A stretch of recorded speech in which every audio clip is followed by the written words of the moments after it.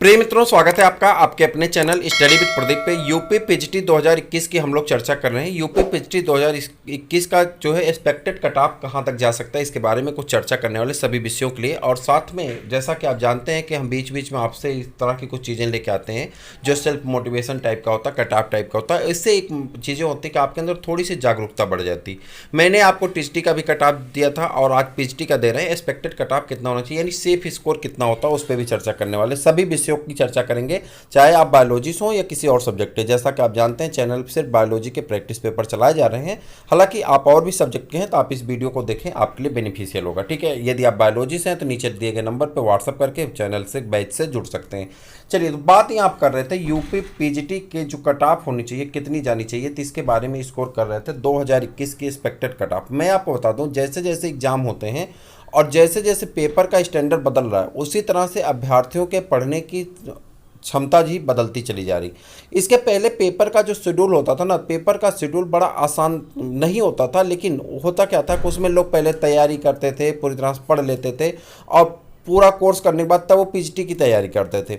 लेकिन आज के अभ्यर्थियों में ज़्यादातर लोगों का माइंडसेट पहले से है कि मुझे नीट करना है, मुझे जेआरएफ करना है, मुझे पीएचडी करना है, मुझे एलटी में जाना है, मुझे केबीएस में जाना है, मुझे पीजीटी करना है। तो वो एक तरह से माइंड सेटअप होता है, और जिनका माइंड सेटअप होता है वो क्वेश्चन का कलेक्शन करना बहुत पहले से शुरू कर देते हैं। कुछ लोगों का होता है कि माइंड सेटअप नहीं होता, वो वनडे भी दे रहे हैं, इसका भी दे रहे हैं, उसका भी दे रहे हैं। ऐसा नहीं को सफल नहीं होते, वो भी सफल होते हैं और वो भी सफल होते हैं। कई लोग तो ऐसे होते हैं कि पता चला इधर पीसीएस में भी होता है, उधर उनका उस पर भी होता है। तो एक कोई बड़ी भारी बात नहीं, किसी का चयन इस पे निर्भर नहीं करता कि आप यूनि डायरेक्शनल चल रहे हैं या मल्टी डायरेक्शनल चल रहे हैं। ये सिर्फ एक कहने की बात है, आपकी अपनी एजिबिलिटी कितनी है, अपनी क्षमता कितनी है, उसके ऊपर डिपेंड करता है। बात यहाँ पे ये है कि आप चाहे जैसे हैं वो नहीं माने रखता, माने ये रखता है कि आपने स्कोर कितना किया। देखिए, सेफ स्कोर जो होता है वो आपका 90 नंबर से लेकर के 110 नंबर के बीच में सेफ स्कोर है।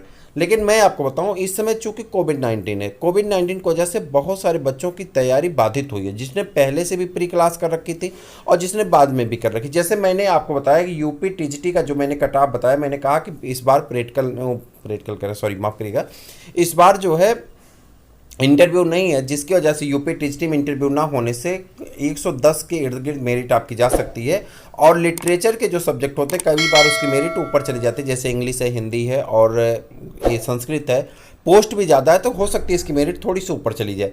तो इस बात का कई लोगों ने बहुत तेज़ी से खंडन किया है और कहा कितनी मेरिट किसी कीमत पे नहीं जानी चाहिए। आपने देखा होगा, शायद आप में से कुछ लोग देखे होंगे जो टीजीटी की वैकेंसी के लिए देखे होंगे कट ऑफ, तो उन्होंने कहा होगा कि बहुत तेज़ी से उन्होंने इस बात को नकारा है कि 115 तक मेरिट किसी कीमत पे नहीं जाएगी। ठीक है, देखिए 115 तक मेरिट किसी कीमत पे नहीं जाती है। हम मिनिमम मेरिट की बात नहीं कर रहे हैं कि आप कितने पे क्वालिफाई हो जाएंगे, हम इस मेरिट की बात कर रहे हैं कि आपका मैक्सिमम कितना हो सकता है। यानी 115 125 में 115 लाना आपका मैक्सिमम, टॉपर की बात हो रही थी।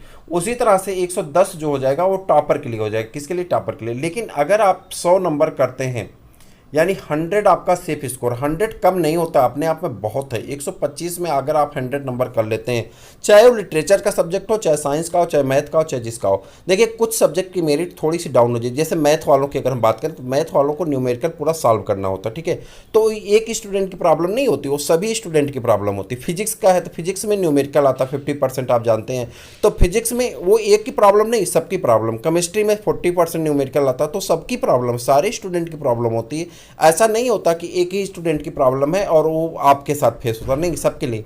तो वहाँ पे टाइम की कमी होने की वजह से क्वेश्चन अटेम्प्ट करने का रेशियो कम हो जाता है। क्योंकि आप जब तक न्यूमेरिकल सॉल्व नहीं करेंगे तब तक उसका सही से रेशियो नहीं आएगा, तब तक आप उसका आंसर तो कर नहीं सकते। अब बात करते हैं लिटरेचर की। लिटरेचर में क्या हुआ, जैसे मान लेते हैं आपके पैसेज आ गए, ठीक है, प्रोज के, पोट्री के या आपके हिंदी में गद्य के, पद्य के। तो उसमें क्या होता है कि आपने उस पैसेज को पढ़ा। कुछ लोग क्या होता है पैसेज के अनुभव के आधार पर बता देते हैं 5 क्वेश्चन है, 7 क्वेश्चन, तो उन्हें पैसेज पढ़ लिए तो 5 क्वेश्चन का काम हो जाता है। आप कहेंगे हमारे बड़े बड़े पैसेज थे, नहीं भाई, उसके बाद 5 क्वेश्चन आपने उस पैसेज से रिलेटेड किया भी। ग्रामर के पोर्शन आते सीधे सीधे पूछ लिया कि संधि क्या है, समास क्या है, व्याकरण क्या है, ठीक है, रस क्या है, इस पंक्ति में अलंकार कौन सा, छंद कौन सा है।